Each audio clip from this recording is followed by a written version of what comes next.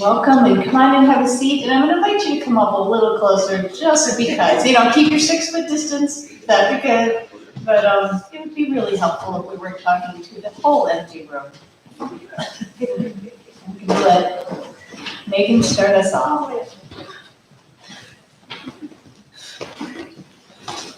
Let's just settle.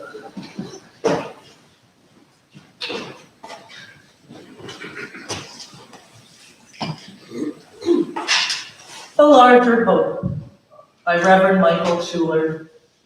If you are proud of this church, become its advocate.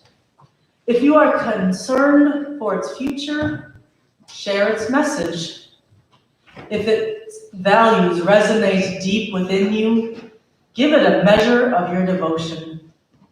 This church cannot survive without your faith, your confidence, your enthusiasm, your generosity. Its destiny, the larger hope, rests in your hands.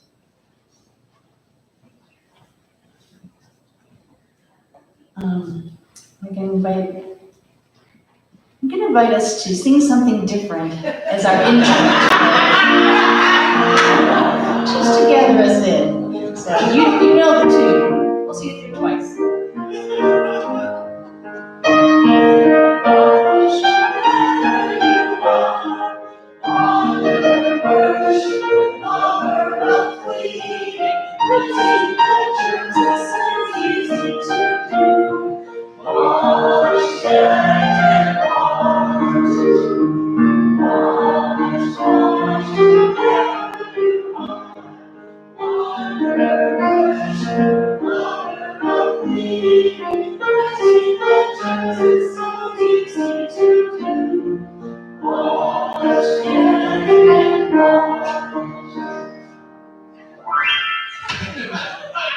The world may be falling apart, but we do not have to not laugh. Stop laughing. I'm going to invite you all to say our brand new, newly approved covenant. We do not have word of service, so I hope you can see it on the screen as Megan to light our chalice. We promise to listen and learn together with passion, curiosity, and an open mind. Engage in creating a warm, welcoming community. Work together and beyond our walls to address social and environmental challenges. And with our time, talent, and treasure, support our church and its mission. Thank you so much. Good morning, you very hearty souls. It's so good to see each and every one of you today, and you at home. My name is Pam Romanczyk. I'm a queer cisgender woman whose pronouns are she and hers. And I'm also someone who is just staring into this ambiguous landscape of which we're calling the future right now, and wondering, what do I have to offer and bring in this time? I suspect some of you may be in that same space. But whatever perspectives we bring, we gather, whether virtually or together, to affirm that each and every person matters, that each and every person has value and dignity, and that we all in this community support those values. Our worship associate this morning is Megan Griffin, and music is provided by Jamie, who we're so grateful he came in this morning. I'd like to remind you to put your gadgets in worship mode so there's no beeping and clanging. You can take pictures of this historic moment. Would there be childcare? There is a babysitter. There is a babysitter. Yes, I see no children. Yes. So it's okay. We could if we needed to. And we made precautions, just to let you know, some helpers and me sprayed down the whole sanctuary this morning with bleach water. So we're trying to, in the back area too, we tried, and all the rooms, we're trying to keep it as safe as possible. So Pam was going to tell you about what she was doing with the kids. Well, I can say what I'm doing now. Okay, so Pam's going to tell us what she's going to do this morning.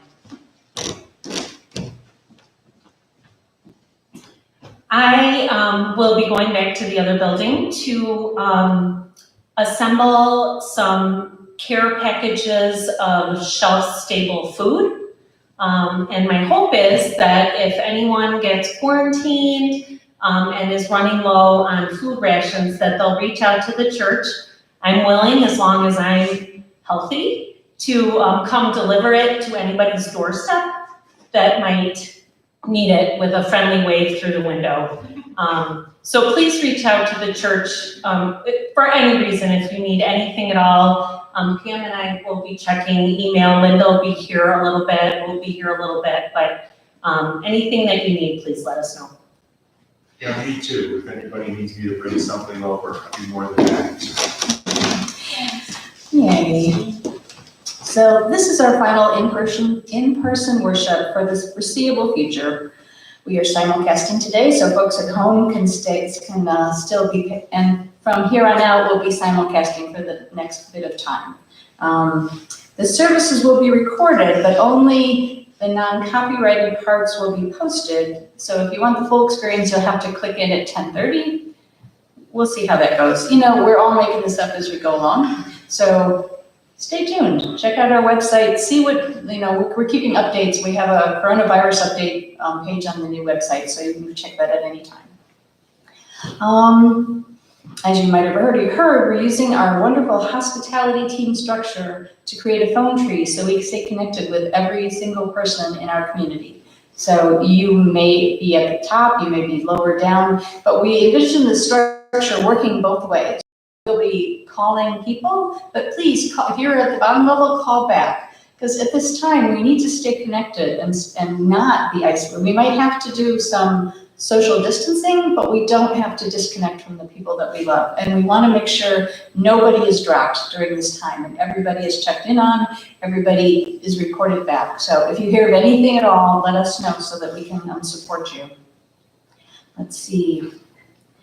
Pam said a lot of what I wrote there, so we'll just skip all that. And of course, as you may have guessed, the music workshop, the play reading musical, the speaking with the beautification task force after the service, all of those things are going to be done. Our tech squad is meeting via Zoom at 1 p.m. today, and we are going to be having a Zoom number account through the church. So if you still want to meet with your groups, just call the church office, we'll give you the number and you can set up and we'll talk you through it if you need help setting up a Zoom group. Let's see what else is going on. We're planning to still have the new UU class if people are here today. Sure, yes. Okay. 2 participants. Okay, we will still do that. So as long as you're already here, might as well. It might just be the 2 of us. Okay. Oh, Okay, good, we'll have 4, yay, it'll be fun. Now, I invite you just to turn to the people around quick. Oh, sorry, Jonathan, yes. We were doing some kind of a musical, is that still happening? No, the musical will be postponed. Everything will happen eventually. Okay. It's just not gonna happen when it was planned. So, and there's no food or coffee service today after the church. You are welcome to still stand there, go downstairs and stand 6 feet apart and have conversations. Why not? We are all entering unknown territory, and it can be a little scary, but as long as we stay together in spirit and love, we will make it through to the other side. I'm going to invite you to rise in spirit or body and sing our opening hymn, which is May Nothing Evil Cross the Storm.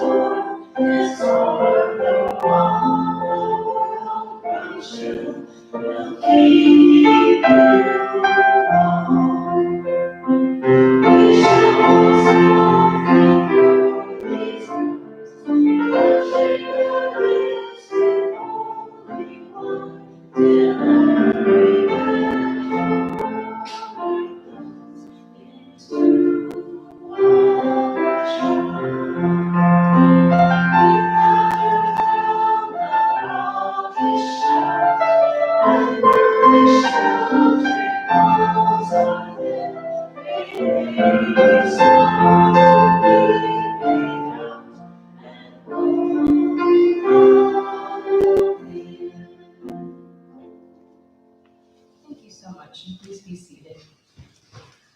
We do have a wisdom story for all ages that is very appropriate. I have to tell you, I think Pam Fodor is a savant. And when she finds the books that we need in different days. So Megan might try to see if it can hold this up because the camera cannot show the screen. And then I will go ahead and tell the story. I'll just stay up here since there's nobody to come down there to talk to.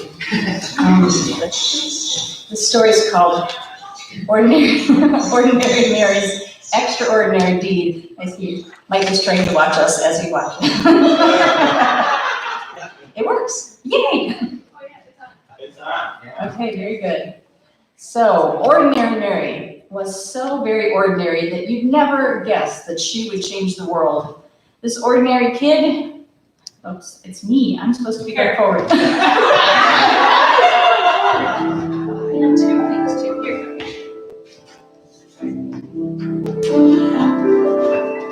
Very slick, aren't we?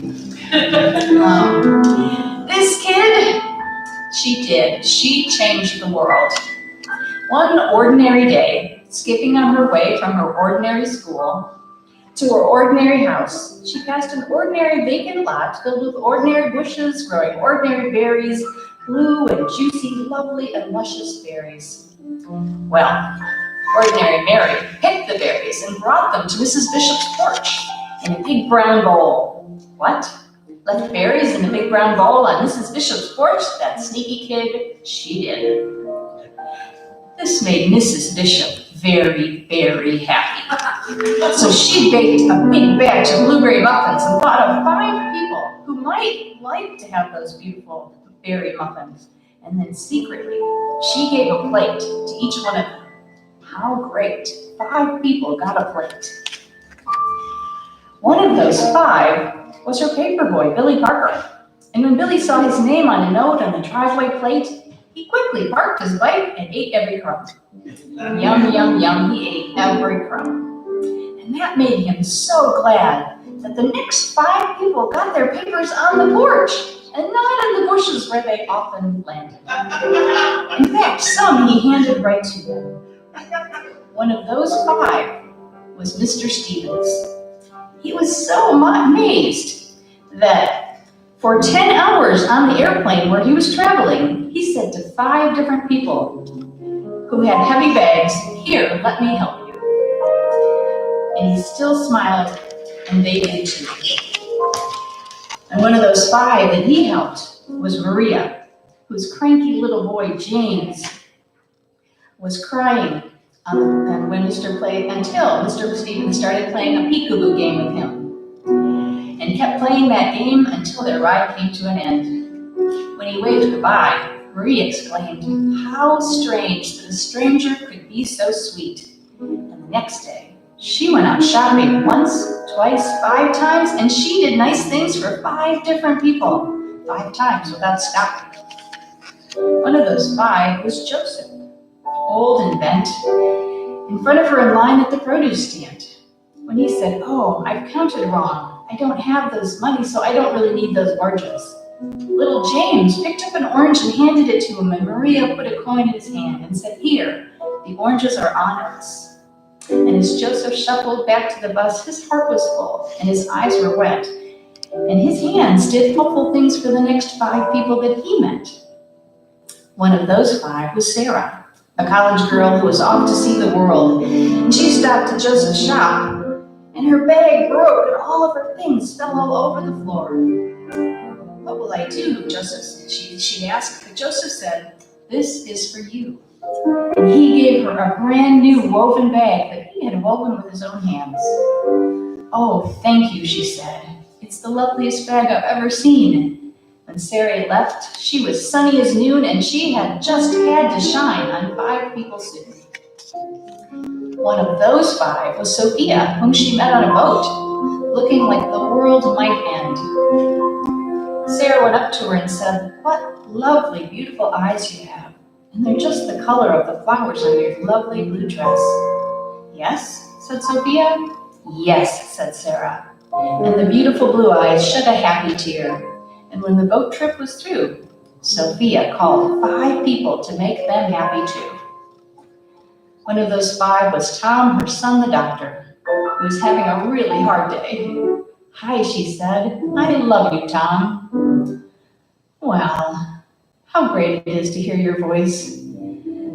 Dr. Tom was so cheered up that on his very next break, he went out and bought a big bunch of bright balloons for 5 young patients and handed them out then and there.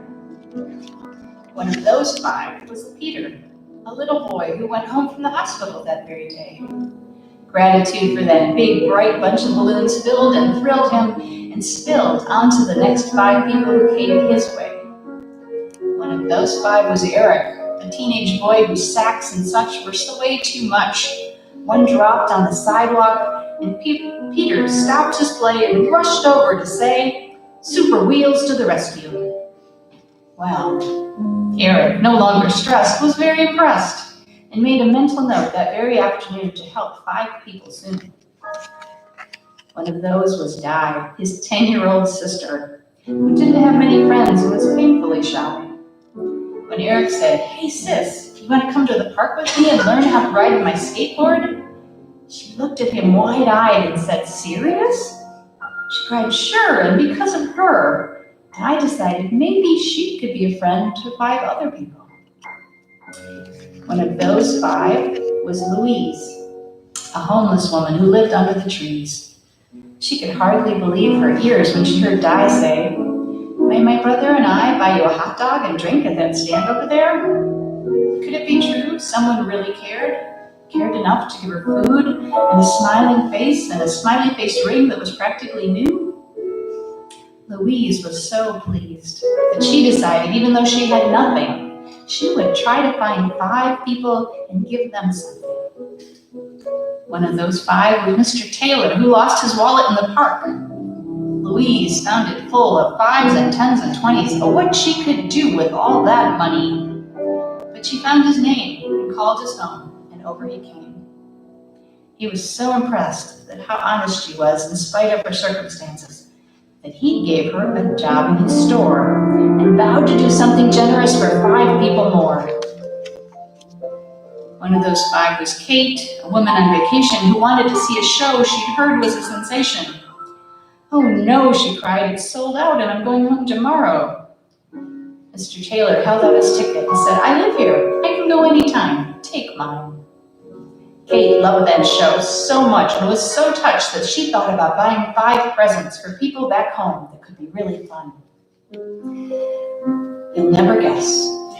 One of those 5 presents was a little heart necklace for Mary, her niece, and you should have seen her eyes light up in surprise. Mary? What, ordinary Mary? Yes, ordinary Mary's extraordinary deed had come full circle, and on its way it had changed the lives of every person living. You see, when Mrs. Bishop made the muffins from Mary Blueberries, not only the paper boy, Billy Parker, but 4 other people made 5 people smile. And those 5 people did too, and after a while, in only 15 days, that love was sent to every person in the world. Just see how it went.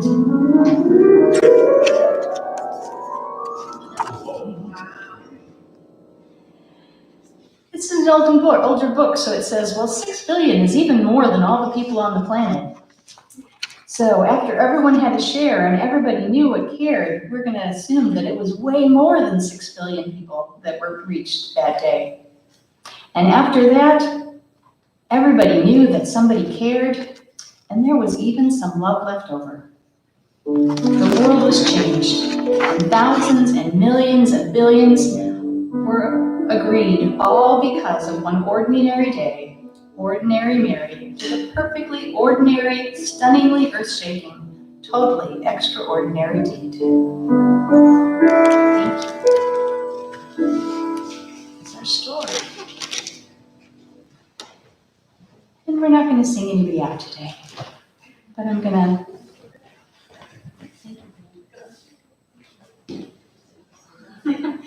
sing it. Beyond leaving, but don't I sing. can sing it for you.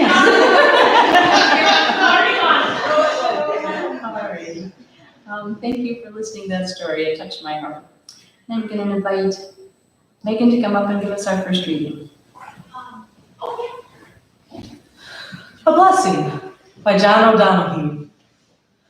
Blessed be the mind that dreamed the day the blueprint of your life would begin to glow on earth, illuminating all the faces and voices that would arrive to invite your soul to growth.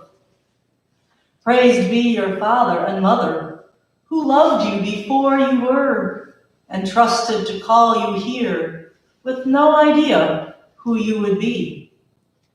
Blessed be those who have loved you into becoming who you were meant to be. Blessed are those who have crossed your life with dark gifts of hurt and loss that have helped to school your mind in the art of disappointment.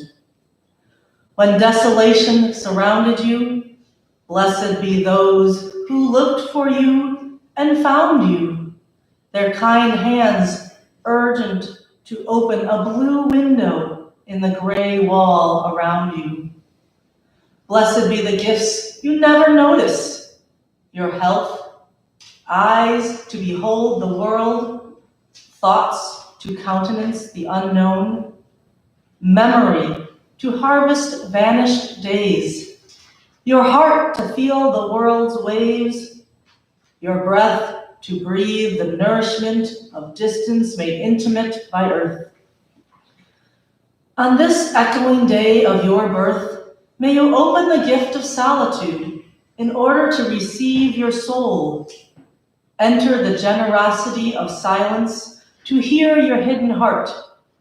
Know the serenity of stillness to be enfolded anew by the miracle of your being.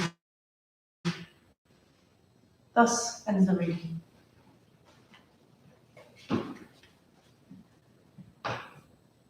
I'm going to invite you to take a few minutes to gather yourself as we enter holy space together. Breathe in, out. There's so much that we are carrying in not knowing what is happening. So much unknown that we still will walk forward. Allow the silence to settle into you. Listen to your breath going in and out, your heartbeat pumping, your life force through your body.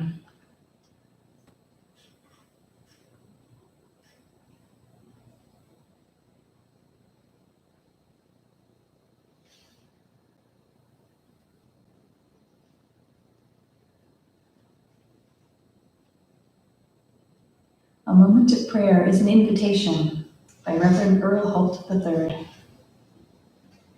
The moment of prayer is an infinite invitation to be calm in the midst of the tumult of the world and our over-busy lives, to bring together thought and feeling, mind and spirit, and to find some center, some still point of perspective and peace. Here in the sanctuary, which has been home for so many secret thoughts and hopes, fears and desires, may we feel free to look at ourselves with true honesty. May we be unafraid to face the decisions we have been trying to avoid, the doubts and questions that it's been easier to ignore, the things we've tried to keep hidden, not only from others, but from ourselves. May we come to discover that there are resources within ourselves and beyond us that are as hidden but as real as our secret doubts and fears. New dimensions of spirit within and without will be revealed to us as we confront ourselves honestly and come to understand that we are not isolated from the community of life and spirit, but that our soul's suffering connects us with the hidden suffering of every other person. May we come to see that in our deepest loneliness, we are not alone. And may we be emboldened by this vision to reach out to others in their need. And we bring our whole selves when we gather in community, comforting and sustaining. We're going to need creativity and generosity and curiosity and compassion to figure out how to continue supporting one another while maintaining. But for today, if you have something weighing or dancing on your heart, you're invited to come up, and I will light the candles, and Megan will hold the microphone, but you can still share what is on your heart this morning.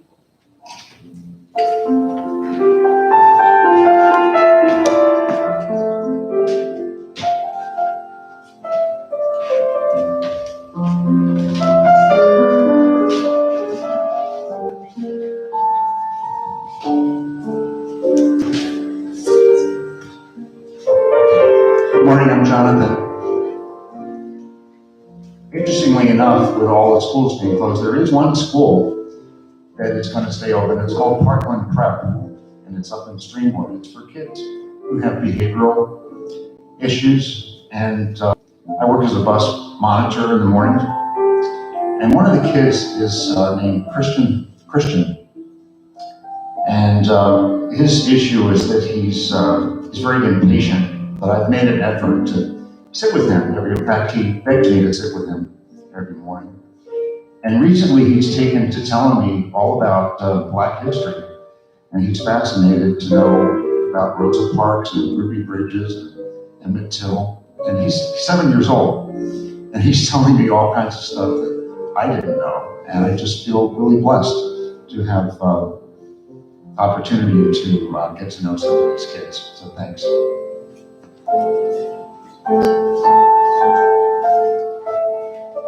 Good morning, I'm Rocky Espy. Lighting 2 candles, one for my Uncle Floyd, who passed away last week after a long battle with lung cancer, and also for my Aunt Hazel, his widow. The funeral is tomorrow. I can't be there. Have to keep them in thoughts and prayers.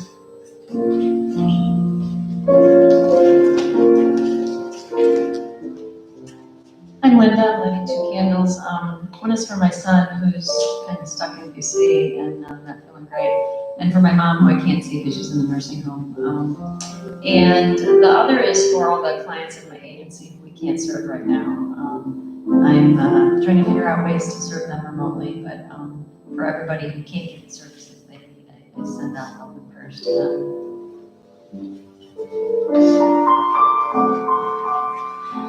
Hi, I'm Becky. I work with the elderly. And so I'm there every day with them, and they can't have visitors. And we have lots of people in our building who are on hospice, and their families can't come see them. And we actually have someone's son who came all the way from Spain to see his dad. He's been with him every day, and now he can't see him, and he doesn't know how much longer his dad has. And I feel so much for them, and I'm glad I can be there with my residents. I also had another candle lit for everyone who suffers from anxiety, because this is, of course, making anxiety so much worse. My daughter Sam, her boyfriend Tim, suffers from great anxiety, and both Luigi and I was by Eli, just to make sure everyone knows that. Eli and Frankie both suffer from anxiety. So, trying to help them not feel anxiety when that's what everyone feels right now.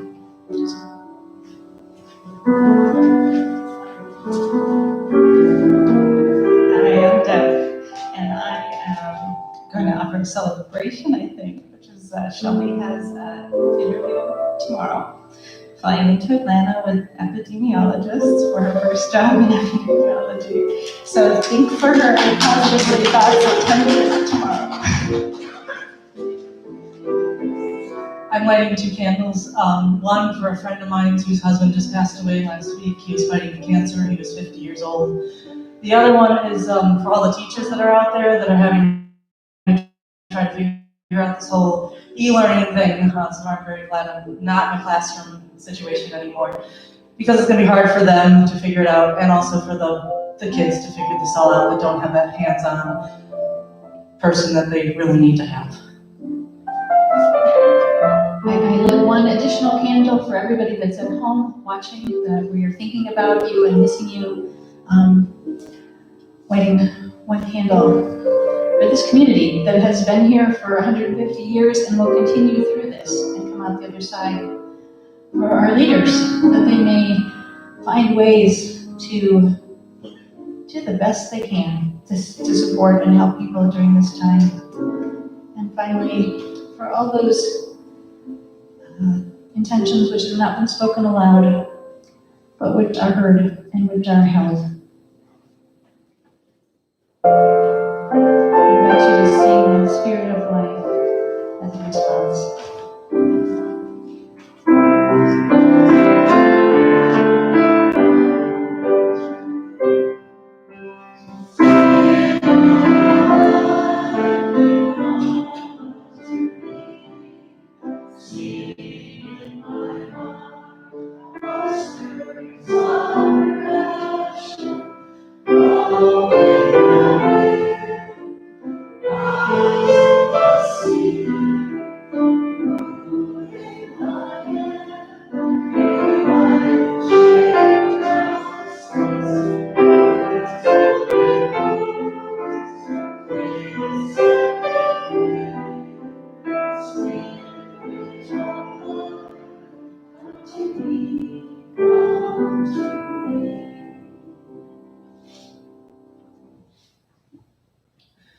Be generous, breathe, laugh. From 10 Tips for Staying Sane During the COVID-19 Crisis by Mary Schmidt. A couple of days ago, with the nation's coronavirus anxiety rising by the hour, I went to CVS to buy the most coveted commodity in America. All gone, said the employee. Of course, it was all gone. This was the third pharmacy I'd visited in my fruitless hunt for hand sanitizer. In the 2 previous places, I've been given the bad news by clerks as pitiless as executioners. But this time was different. The employee brightened. He told me to hang on. They'd received a dozen or so new boxes of supplies. He said, and maybe... He knelt down next to the boxes, opened them one after another, rifling through boxes of facial moisturizer, facial cleanser, and other stuff that would be about as useful as a fly swatter in warding off this new virus. As he rifled, he talked. They'd been keeping the hand sanitizer behind the counter, he said, because customers had fought over the bottles in the aisles. The store had put a limit on how much a customer could buy because people were stocking up to sell the stuff online for inflated prices. He continued to paw through plastic bottles until he finally proclaimed, "No luck." But suddenly, at the bottom of a box, he spied a miracle. 2 mini bottles of garden orchid scent hand sanitizer. He plucked them out and placed them in my hand as if they were rubies. Immediately, I felt calmer. But my improved mood wasn't because I'd scored hand sanitizer, which I only wanted for my car. It was because this stranger had made an effort for me. Thus ends the reading.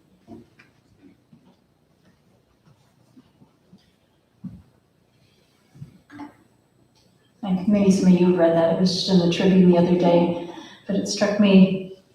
It's just a good, positive way to begin our time in this place, because we are in the thick of things, aren't we? We're just in a place that no one alive has ever experienced before. We're swimming in uncharted waters every day. We're in that part of the map that says Barbie dragons. Now, the truth is we never really do have as much control over our lives as we think we do. But we manage to have a pretty good illusion of control most of the time. And right now, that illusion has been shattered. We don't know what's going to happen. We don't know how long it's going to last. And all of that not knowing can feel pretty scary. I have a story from a good friend of mine who's a minister named Scott Rudolph. And he told a story of a friend of his who had one of those experiences that just makes you see the world differently. And this woman's name was Laura, and she was traveling through the mountains on her way back home after a conference. And you know how the mountains can be, one side is sunny, and as you come around a corner, all of a sudden you hit snow, and you don't even know it's coming. And she did this, and as she came around, she hit a patch of ice, and suddenly she had that sinking feeling because she realized her car was starting to do exactly what it wanted to do, and she no longer had any control of the situation. And she held on tight, and it spun around, and it slammed into one side, and then it hit over this side, and then it finally came to rest against the guardrail. Thankfully, there was a guardrail, with the car half in and half out of traffic. And she sat there gripping the handrail and just thinking, you know, what am I going to do? They were in the mountains, there was no cell service. And then suddenly she felt that feeling, that panic attack feeling started rising up inside her. And she just sat there gripping. And in that moment, another car pulled up and it angled itself so it was blocking her, and it put its hazards on so anybody coming around wouldn't run into her. And as she sat, she watched a a man get out of the car and start walking towards her. And because she was already in this panicky place, she started thinking, I could be at risk of a strange man taking advantage of this situation. But what happened was he walked up to her window and she put it down a little bit and he looked at her and he said, "You don't look like you're hurt, but I can see that you maybe need a minute to gather yourself. So I'm going to go back and sit in my car. And when you need me, wave your hand and I'll come back out to you."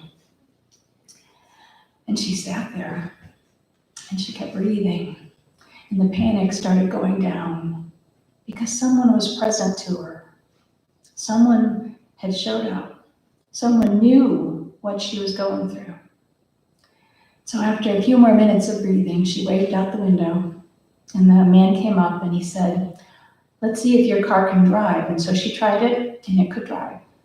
So he said, "I'll drive in front of you down the mountain and we'll go slow and we'll just get to the bottom." And that's what they did. He took off and driving, very slowly down the mountain and she driving very slowly behind him and people coming around, whizzing around them, but that was how fast she could go. And they made it all the way to the bottom, and as she was there, she was thinking all she wanted to do was get home and see her husband and see her kids. And that was the most important thing in the world in that moment. And when they got to the bottom, right as they got in cell service, her phone happened to ring and her husband called and said, "What's going on?" And she's like, "This just happened." And so she was explaining it to him and he said, "Do you want me to come get you?" And she said, "No, I can drive home now. We're down to the bottom." And at that point, the man looked back, saw she was on her phone, waved, and just drove away. For me, this was such a powerful story because there's so many takeaways that we can find in it. Laura stopped panicking when she knew someone was with her, or at least knew what was going on. And he didn't jump in and tell her what she should do and what was going to fix the sad situation. He sat and let her tell him what she needed. And when she stopped to really pay attention to what was most important, it was her family and her husband and her kids. When the unexpected happens, even if we can't control what's happening, sometimes if we have people around us, we can control our response. There's some larger takeaways that we can take when life sometimes sends us skidding. Maybe the first thing we need to do is just take a moment to breathe, to assess, to ask, where are we? What's happening? What do I need in this moment? The next is to say, open ourselves to accepting offers of help. We are humans being human together. None of us exist alone. And at times like this, it's really good to remember that we do not have to do everything by ourselves. We can allow other people to give us what we need. Finally, we can offer what we can. We might have almost nothing, but we can make a phone call, we can check in on a neighbor, we can continue slowly down the mountain, accompanying someone at their own pace. Sometimes we never know how big a difference we might have made in somebody's life. The stranger who helped Laura down the mountain didn't wait around to be thanked, simply drove off. They might run into one another at Target and never even realize that they had had this interaction together. It was a simple moment of kindness, of paying attention to what someone needed and then offering what he was capable of in the moment. And isn't that the best any of us can ever do? We can't give more than we have, but we can be present, we can bring what we do have and offer that. Now, everything is so up in the air. This is Pledge Sunday. Yay! It's so different than other years. We have people parading around and dropping things in baskets and going, yay! The pledge basket is in the back if you haven't made your pledge yet. There are forms if you haven't filled it out yet. And this is the time when we really value this church, this beacon of light and love in a world that is just shrouded right now. It's a haven. This church has so many blessed and amazing things going for it. It is a haven for people who care about our environment. It's a haven for folks who reject those strictures of angry gods that are judging us. It's a haven for a place to be community, a place to bring our whole selves and to become the people we truly want to be. And it's also a place to have fun and laugh together, to stretch our horizons and to know ourselves as safe and loved. All of that is true. You know what, in the current moment, even this church kind of feels like we may be skidding and spinning in circles around some weird mountain pass. We don't know what's going to happen. And we have a pretty good idea that it might get worse before it gets better. Here at church, we've had to cancel or postpone a number of really good, fun things. And we even are canceling our spring fundraiser at the moment because we haven't gotten quite enough donations and they don't think we're gonna, and we're just not sure how to go through that. And then that's gonna be a $10,000 hole in our budget this year if we can't figure out some way to adjust that. And on top of that, many of our space sharers aren't meeting, so we won't have their income for a while. The stock market has taken that big dive, so even the money that's been coming over from the perpetual pledge is lower. And to add to the mix, I'm sorry, there's going to be expenses for a new ministerial search. But we don't really know the whole of it because we're still kind of in that spinning place. But we can take a moment to take a breath, to figure out what is needed, to figure out what we need, and to figure out what we have to offer. We can ask, how can I help? I trust that you will do your own work. You will figure out what you're able to do to support the church during this time. Because we know we are not alone. We know every other church, every other business, everybody else out in the world around us are staring down these same sorts of realities that are just kind of scary. But in the coming months, what we do know is that we have the capability to assess what's going on and to respond well. And we know that some things have not changed at all. We know the good that this community brings and will continue to bring. We know the impact that our teachers have on our youngest members just by showing up, just by a word or a phrase or a recognition. We know we have folks who give one another rides, who check in, who remember difficult anniversaries. We have people who give up their days off to come in and try and figure out how to make the technology work so we can continue broadcasting this service and connecting with everybody as the weeks go on. We know that there is so much good and powerful and blessed in this church, and that it shines a light of love and compassion and clarity out into a world that struggles so much.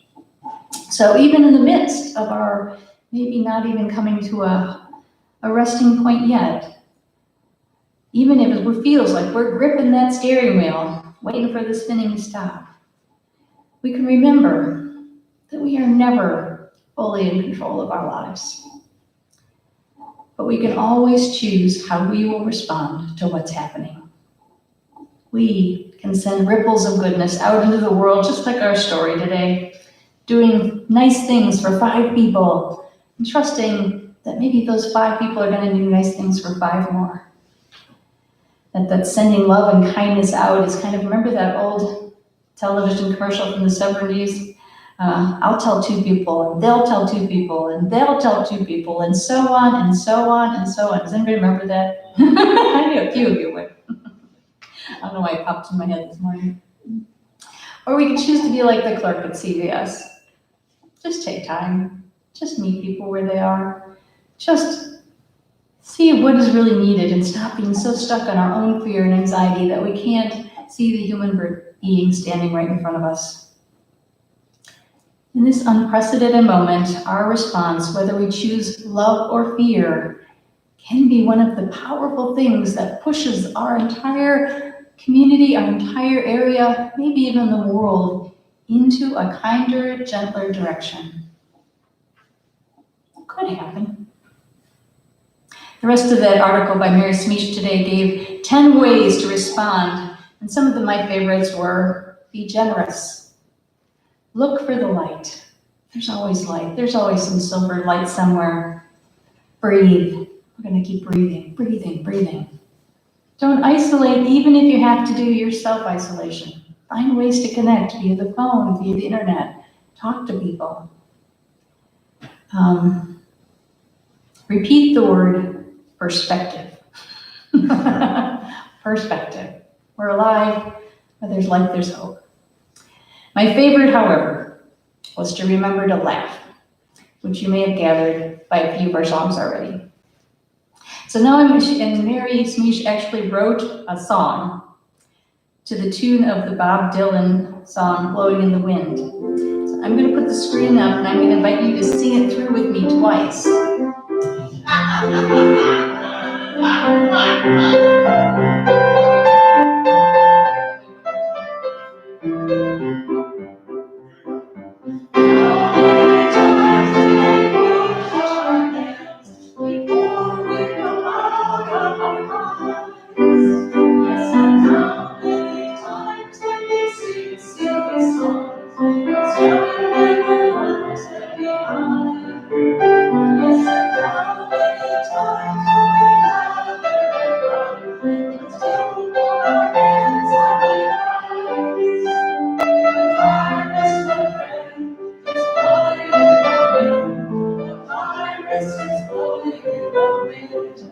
One more just for one.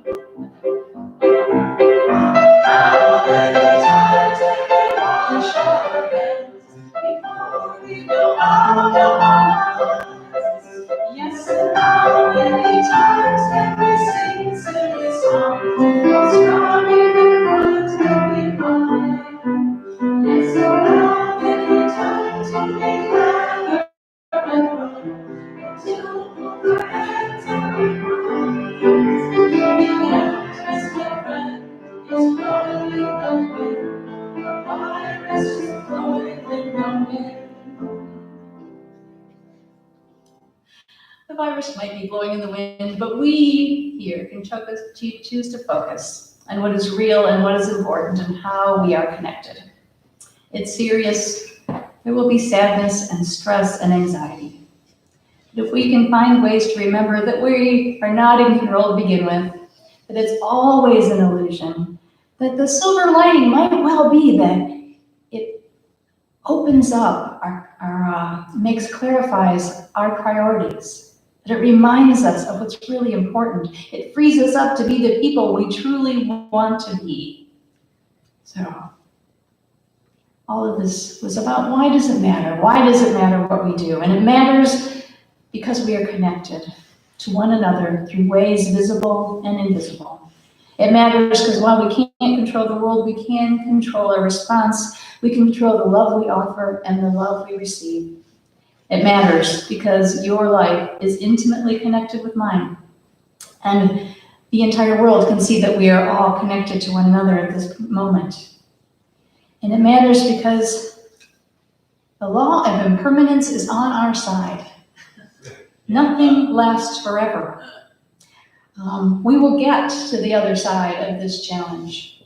We will look back and say, I was there in 2020 when this weird, unprecedented thing happened. In the meantime, breathe, show up for the people that need you, accept help when you need it, hold one another virtually, if not physically, and know that sometimes it's yours to follow, sometimes it's yours to lead. And because each and every one of you matters, we will all make it to the other side. Amen, and blessed be.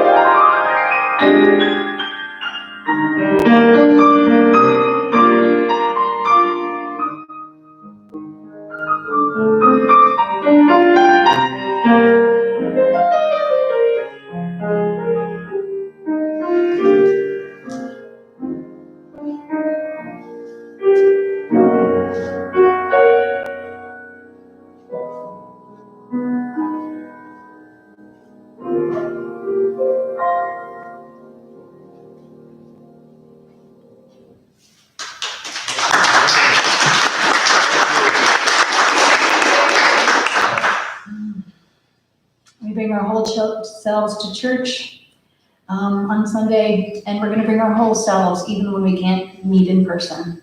I'm gonna invite you to say our offering words together.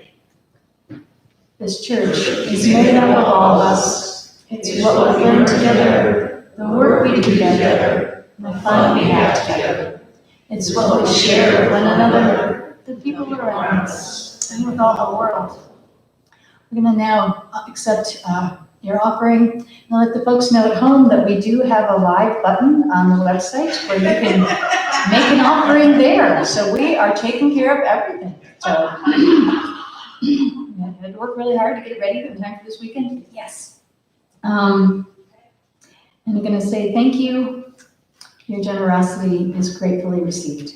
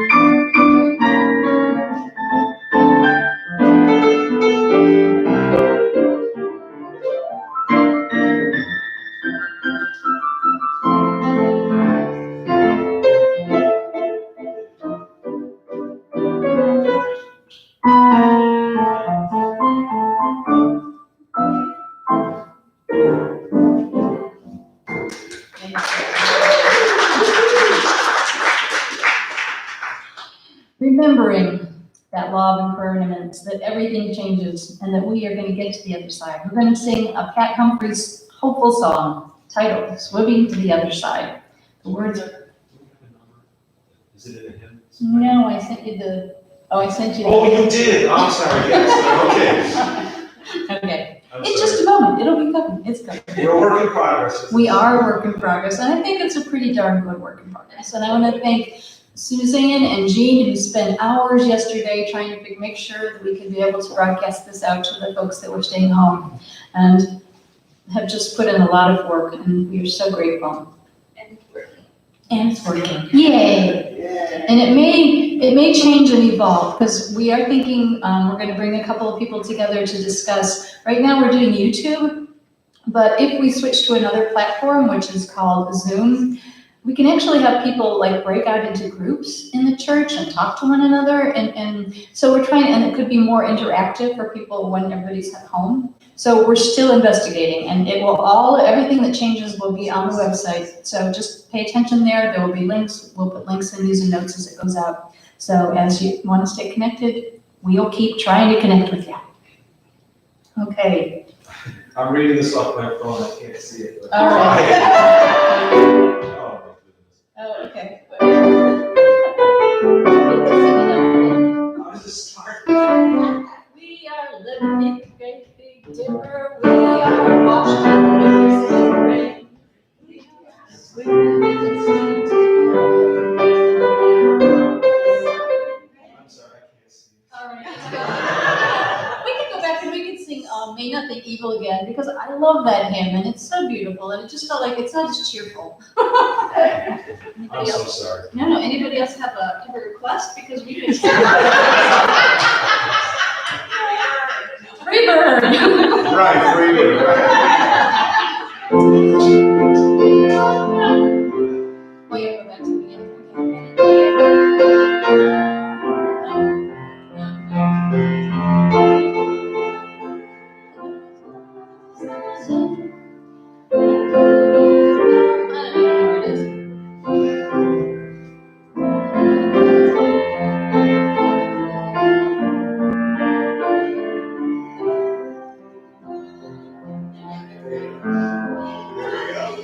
There we go.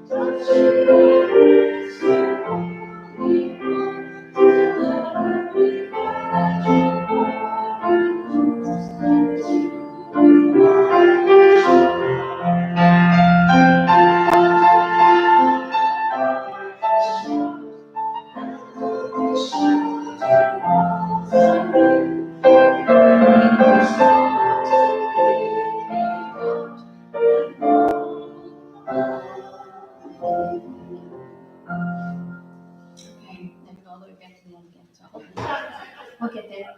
I'm gonna invite you to say our chalice lighting words together when we get there. All right, keep it going. You know, it doesn't like to move this fast. Oh, that was it. Go back. Oh, no. All right, you gotta do it from memory now. All right. We extinguish this flame, but not the light of its truth, the warmth of this community, nor the fire of our commitment. These we carry in our hearts and share with all the world. I do have one closing reading. It's called Pandemic. It's by Reverend Lynn Unger. But it's going to send you out not quite laughing, so. Pandemic. What if you thought of it as the Jews consider the Sabbath, the most sacred of times? Cease from travel. Give up just for now trying to change the world and make it different than it is. Sing, pray, touch only those to whom you commit your life. Center down. And when the body has become still, reach out your heart. Know that we are connected in ways that are terrifying and beautiful. You could hardly deny it now. Know that our lives are in one another's hands. Surely that has become clear.